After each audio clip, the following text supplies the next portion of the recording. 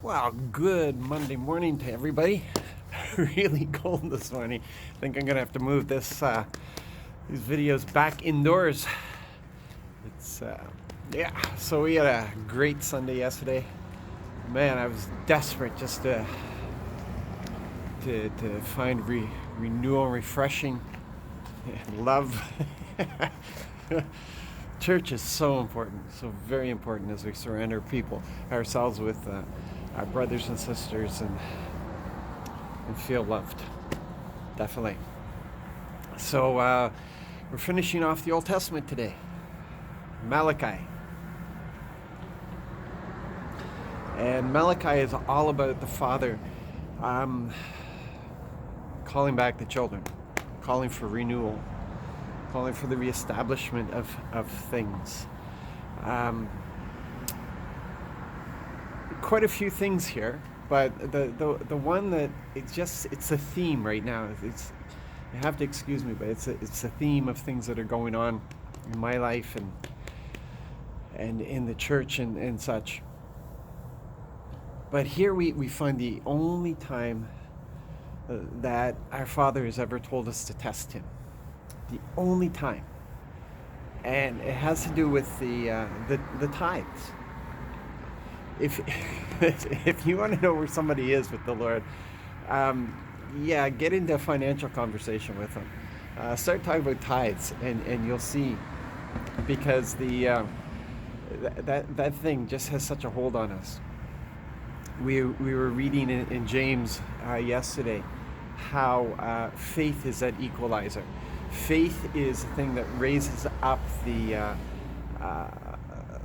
poor, and it humbles the rich, because it brings us to the place where our bank account has nothing to do with our obedience to the Lord. It has nothing to do with us moving forward in the Lord. It doesn't matter whether we have a lot or a little. We have enough for the Lord, and it's really fantastic to read and encouraging, because faith is a place that frees us up from our attachment to money. And here in Malachi, the Lord says, like, test me and see if I'm not true to this. Yeah, bring in the tithes, and I will open up the gates of heaven and just pour out my blessing upon you, because He knows how these things have a grip on us. It's the reason why Jesus told the rich young ruler to go and sell everything and then come and follow Him. Give it to the poor and come and follow me, because we cannot have the dependence. And people say, well, tithes are of the Old Testament. It's of the law. It's not of the law. It's a thing of love. We see offerings being presented right at the very beginning from Cain and Abel, but the tithe we see established with Abraham, who's the father of our faith.